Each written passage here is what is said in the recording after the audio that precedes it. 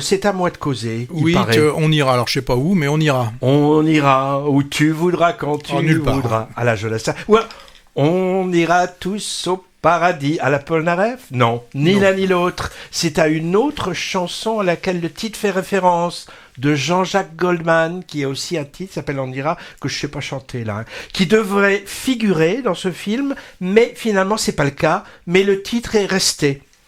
C'est du moins ce qu'a expliqué au spectateur la jeune et dynamique réalisatrice qui s'appelle Enya Barou lors d'une avant-première où elle était toute contente de présenter son film. Marie, 80 balais, est gravement malade, elle a un plan. Partir en Suisse pour en finir. Pour l'aider dans son entreprise, qu'elle a du mal à annoncer à son fils irresponsable et à sa petite fille adorée, elle invente un mensonge et elle prend comme complice malgré lui un auxiliaire de vie un peu à l'ouest qu'elle vient tout juste de rencontrer d'ailleurs, elle ne le connaissait pas. Et les quatre vont embarquer dans le camping-car familial pour un road trip rempli d'humour, d'émotions et de rencontres. Je me suis laissé embarquer avec plaisir avec cette troupe iconoclaste. Alors sur un thème a priori tragique, on a affaire à un récit plutôt bien écrit et mené, avec un savant dosage de comédie et de pathos, mais léger le pathos. Alors rien de révolutionnaire, mais c'est enlevé et je dirais au-dessus du panier dans la catégorie comédie populaire française. Je le mettrai un peu dans la même catégorie que En fanfare et je lui souhaite le même succès. La réussite repose en grande partie sur un casting d'acteurs atypiques qui confèrent une grande originalité à leurs personnages. Alors on a Hélène Vincent. Hélène Vincent qu'on avait vu il y a peu de temps dans Quand vient l'automne, elle était Tout à déjà fait. extraordinaire. En mamie, digne et drôle, qui veut en finir. Et Pierre Lotin, décalé et lunaire. Et en effet, les deux étaient déjà complices dans Quand vient l'automne de François Ozon il y a quelques mois.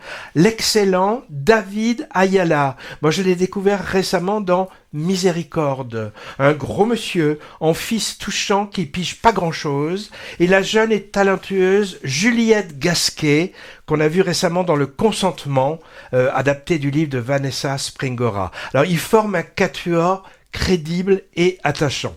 Le film se double d'un hommage touchant à la communauté des gens du voyage. Voyage. Et oui, C'est pas vrai. si ce titre increvable est présent dans la bande-son, diégétiquement et non diégétiquement en générique de fin. Donc je l'ai pas mis là parce que on l'a déjà écouté, je me souviens de Moïse. Alors le thème sociétal de la fin de vie choisie et dans l'air du temps, dans les fictions ciné. Très récemment, Almodovar avec La chambre d'à côté, que moi j'ai trouvé très réussi, ou Costa Gavras et son dernier souffle, que moi j'ai trouvé particulièrement raté.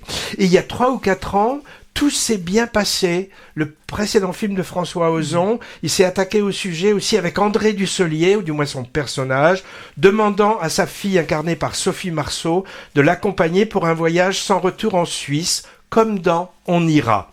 Et puis aussi, et ça c'est quand même assez curieux, la même Hélène Vincent, dans Quelques heures de printemps de Stéphane Brisé en 2012, décidait déjà de choisir le moment de sa mort.